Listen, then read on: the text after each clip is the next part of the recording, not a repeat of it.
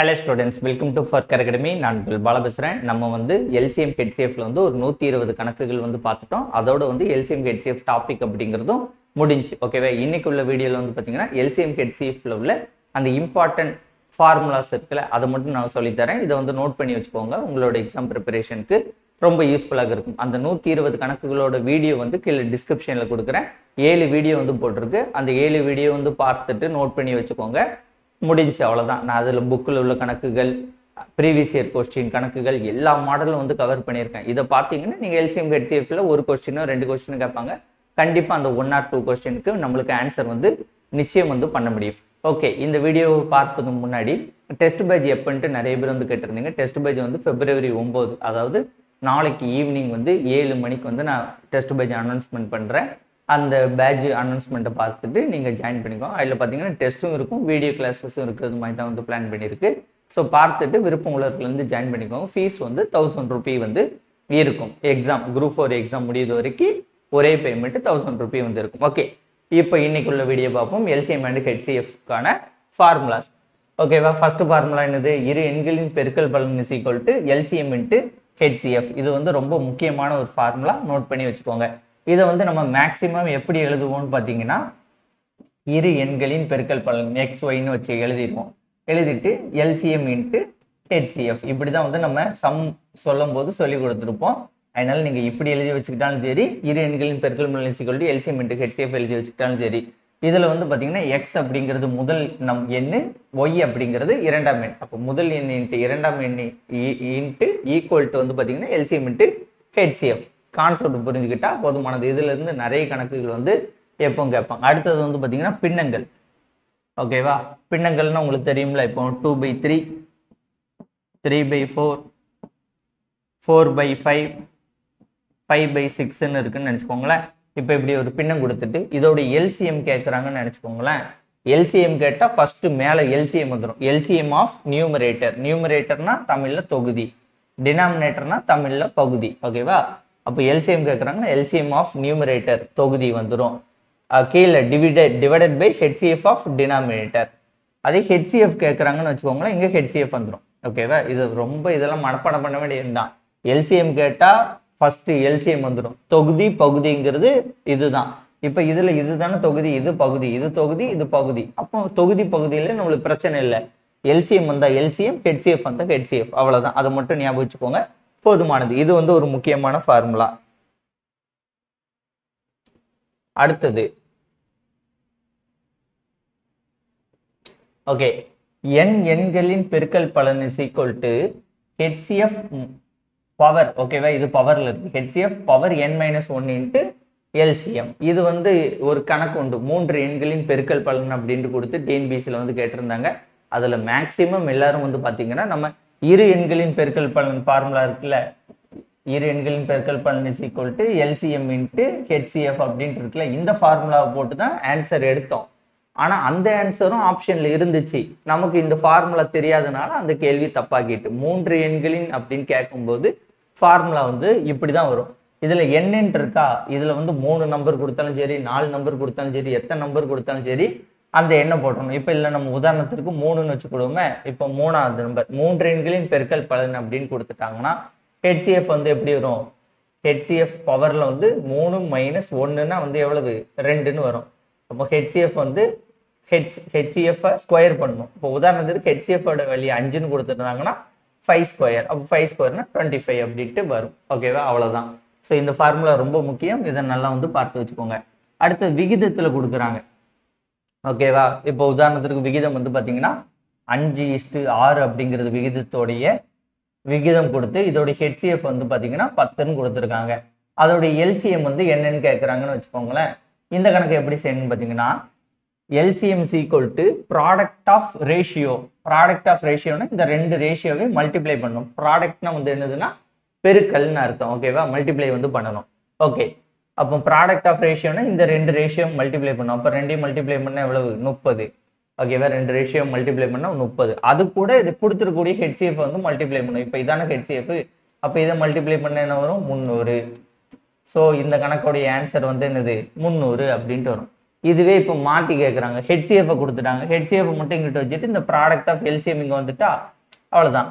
அப்போ HCF is equal to LCM divided by product of ratio. Okay, இதில் வேணால் இங்கே பாருங்களேன், இப்போ இங்கே 30 வருது. ஓகேவா, இந்த 300 இருக்கா, இந்த 300 கண்டுபிடிச்ச 300 இங்கே போடுங்க. இப்போ போட்டிங்கன்னா இப்போ விகிதம், இப்போ நம்மளுக்கு ஹெச்சிஎஃப் தேவை. ஓகேவா, ஹெச்சிஎஃப் எவ்வளோ வருது, 0 0 கேன்சல், 1 3 3 5 3 30. ஸோ ஹெச்சிஎஃப் கிடைச்சிடும், அவ்வளோதான். இந்த ஒரே ஃபார்மெட்டை 2 டைம் எழுதிருக்கோம். ரொம்ப முக்கியமானது வந்து பார்த்தீங்கன்னா இந்த பல்லுறுப்பு கோவைகளில் நம்ம கணக்கு செய்கிறோம்ல, பல்லுறுப்பு கோவைகளில் உள்ள கணக்குகள், அடுத்த நிறைய இந்த அல்ஜிப்ரா மெத்தட் மாதிரி கணக்குகள் வரும். அதில் எல்லாத்துலேயுமே இந்த ஃபார்முலா வந்து நமக்கு ரொம்ப முக்கியம். ஓகேவா, இந்த ஃபார்முலாவை நல்லா பார்த்து வச்சுக்கோங்க. ஏ கியூப், இந்த 4 ஃபார்முலாவும் 1 2 3 4. ஓகேவா, a cube minus b cube வந்து என்னன்னா a minus b a square plus a b plus b ஸ்கொயர்னு வரும். ஓகேவா, இதில் ஞாபகம் வைக்க வேண்டியது, இங்கே ஃபர்ஸ்ட் மைனஸ் வந்துச்சுன்னா ஃபர்ஸ்டே மைனஸ் போட்டுறணும் மட்டும் ஞாபகம் வச்சுக்கோங்க. ஓகேவா, மைனஸ் வந்தால் ஃபர்ஸ்டே மைனஸ் போட்டுடணும். அப்போ a cube minus b cube, அதனால ஏ மைனஸ் பி வந்துட்டு. இப்போ ஏ பிளஸ்ன்னு இருக்கு, இப்போ பிளஸ் வந்துச்சுன்னா என்ன போட்டுறணும், பிளஸ் தான் போடணும். அப்போ நீங்கள் ரெண்டையும் ஞாபகம் வச்சிங்கன்னா குழப்பிடுவீங்க. ஒன்று மட்டும் வச்சுக்கோங்க, a cube minus b cube formula மட்டும் வச்சுக்கோங்க. A cube minus b cube minus வந்துட்டு, அப்போ ஃபர்ஸ்டே மைனஸ் போட்டுறணும். அப்போ ஏ மைனஸ் பி இந்த ரெண்டுமே சேமாக தான் இருக்கும் பாருங்க. இந்த பிளஸ் மைனஸ் மட்டும் தான் மாறி இருக்குமே தவிர மற்றபடி ரெண்டு ஃபார்முலாவும் 90% 99% சேம் தான். இந்த பிளஸ் மைனஸ் மட்டும் தான் மாற்றிருக்கு. அப்போ a cube minus b cube a minus b a square plus a b plus b square. அப்போ ஏ கியூப் பிளஸ் பி கியூப்னா பிளஸ் தான் வரும், ஏ பிளஸ் பி வந்துட்டு. அடுத்து வந்து என்ன வரும், ஏ ஸ்கொயர் மைனஸ் வந்து இந்த இடத்துல வந்துடும். ஓகேவா, மைனஸ் ஏபி பிளஸ் பி ஸ்கொயர்னு வரும், அவ்வளோதான். இது ரொம்ப ஃபேமஸான ஃபார்முலா, இது இல்லாத கணக்கே இருக்காது. A square minus b square is equal to a plus b a minus பின்ட்டு இருக்கும். இது ரொம்ப ஃபேமஸான ஃபார்முலா. இந்த ஃபார்முலா இருக்குல்ல, இது வந்து எல்லா இடத்துலையும் யூஸ் பண்ணக்கூடாது. ஓகே, இது ஒரே ஒரு கணக்கில் தான் இது வரைக்கும் எனக்கு தெரிஞ்சு நான் யூஸ் பண்ணியிருக்கு. இந்த 120 கணக்கில் ஒரு கணக்கில் தான் யூஸ் பண்ணியிருக்கு, அதனால எழுதியிருக்கேன். இப்போ வந்து உதாரணத்திற்கு இப்படி இருக்குங்க, x minus y the whole ஸ்கொயர்னு இருக்கும். உடனே இதற்கு இந்த ஃபார்முலா சப்ஸ்டிட் பண்ணிடக்கூடாது. A minus b the whole square ஃபார்முலாவில் தான் இருக்குன்ட்டு சப்ஸ்டிட் பண்ணிடக்கூடாது, அதை ஞாபகம் வச்சுக்கோங்க. இந்த ஃபார்முலா வந்து எப்போ யூஸ் பண்ணணும்னு பார்த்தீங்கன்னா, எப்போ அவங்க வந்து இப்படி கொடுக்குறாங்களோ.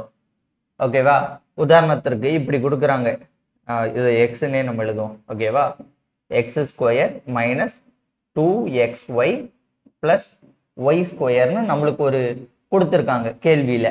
அவங்க கொடுக்கணும், அவங்க இப்படி கொடுத்துருக்காங்கன்னா நம்ம என்ன பண்ணலாம், இது வந்து a minus b the whole square ஃபார்முலாவில் இருக்குது அப்படின்ட்டு x minus y the whole ஸ்கொயர்னு எழுதணுமே தவிர இப்படி உள்ள எல்லாத்துக்குமே நம்ம ஃபார்முலா வந்து எழுதிக்கிட்டு இருக்கக்கூடாது, அதை ஞாபகம் வச்சுக்கோங்க. ஏ மைனஸ் பி த ஹோல் ஸ்கொயர்னு கொடுத்துட்டாலே எழுதக்கூடாது. அவங்க இந்த ஆன்சரை கொடுத்துருந்தா தான் நம்ம எழுதணுங்கிறத ஞாபகம் வச்சுக்கோங்க. ஒரே ஒரு கணக்கில் தான் வந்திருக்கு, அதனால எழுதியிருக்கேன். அடுத்து வந்து பார்த்தீங்கன்னா, இரு சார்பக எண்களின் ஹெச்சிஎஃப் வந்து எப்போதும் 1. இந்த கணக்கு வந்து நிறைய டைம் கேட்பாங்க. ஓகேவா, நமக்கு இந்த இடம் இருக்கா, இரு எண்களின் பெருக்கல் பலன் is equal to LCM into HCF. அவங்க என்ன கொடுப்பாங்கன்னா எல்சிஎம் மட்டும் கொடுத்துருவாங்க. ஓகேவா, இதுல ஒரு நம்பர் கொடுத்துருவாங்க. இப்போ எக்ஸ் கொடுத்துருவாங்க, ஒய் வந்து கண்டுபிடிக்க சொல்லியிருப்பாங்க. எக்ஸ் இருக்கு, எல்சிஎம் இருக்கு, ஹெச்சிஎஃப் வேல்யூ நம்மளுக்கு தெரியாது. அப்போ ஹெச்சிஎஃபோட வேல்யூ வந்து பார்த்தீங்கன்னா 1. இப்போ ஒரு வேல்யூ எக்ஸ் அப்படிங்கிறதோட வேல்யூ வந்து 20ன்னு வச்சுக்கோங்க.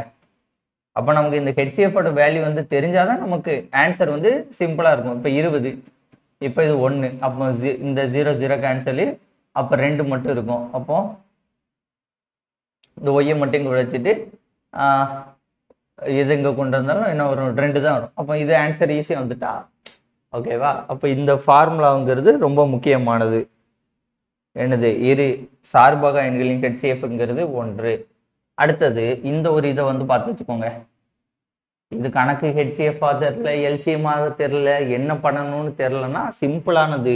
அதிகபட்சன்னு கேட்டாங்கன்னா ஹெச்சிஎஃப், மிகப்பெரியன்னு கேட்டாலும் ஹெச்சிஎஃப் தான். ஓகேவா, இப்போ ஒரு பாத்திரம், மிகப்பெரிய கொள்ளளவு என்ன, மிகப்பெரிய நேரம் என்ன, மிகப்பெரிய அதிகபட்ச நேரம் என்ன, அதிகபட்ச ஆட்கள் என்ன, அதிகபட்ச எண்ணிக்கை என்ன, இப்படின்னு கேட்டுட்டாலே உங்களுக்கு என்னது, ஹெச்சிஎஃப் தான். ஹெச்சிஎஃப்கோட இன்னொரு பெரிய என்னது, ஜிசிடி. ஓகேவா, இவ்வளவுதான். ஸோ இவ்வளோதாங்க ஃபார்மெட்டு. இதை மட்டும் ஞாபகம் வச்சுக்கிட்டிங்கன்னா போதுமானது. இந்த எல்சிஎம் ஹெச்சிஎஃப் ஈஸியாக முடிச்சிடலாம். இரு எண்களின் பெருக்கல் பலன் ஈக்குவல் எல்சிஎம் இன்ட்டு ஹெச்சிஎஃப். பின்னங்களுக்கான ஃபார்முலா எல்சிஎம் வந்தால் எல்சிஎம், ஹெச்சிஎஃப் வந்தால் மேலே ஹெச்சிஎஃப் வரும். அடுத்த n எண்களின் பெருக்கல் பலன் equal HCF power n-1 into LCM. LCM is equal to விகிதத்தில் கொடுத்தா ப்ராடக்ட் ஆஃப் விகிதம், product of ratio into HCF. அது ஹெச்சிஎஃப் கொடுத்தா மாற்றி வரும். இந்த 4 ஃபார்முலா படிச்சுக்கோங்க. a cube minus b cube, a cube minus b cube, a cube plus b cube, a square minus b square, a minus b the whole square. இதை மட்டும் answer கொடுத்தா தான் செய்யணும், நம்மளே போய் செய்யக்கூடாது. இரு சார்பக எண்களின் இரு சார்பக எண்களின் ஹெச்சிஎஃப் அப்படிங்கிறது 1ங்கிறத ஞாபகம் வச்சுக்கோங்க. அவ்வளோதாங்க. ஓகே ஃப்ரெண்ட்ஸ், இந்த வீடியோ உங்களுக்கு பிடிச்சிருந்தா உங்கள் ஃப்ரெண்ட்ஸ்க்கு ஷேர் பண்ணுங்கள். மறக்காம நம்ம சேனலை சப்ஸ்கிரைப் பண்ணி கூட இந்த பெல் ஐகானை கிளிக் பண்ணிக்கோங்க. நன்றி, வணக்கம். வேறு ஒரு வீடியோன்னு சந்திப்போம். பாய்.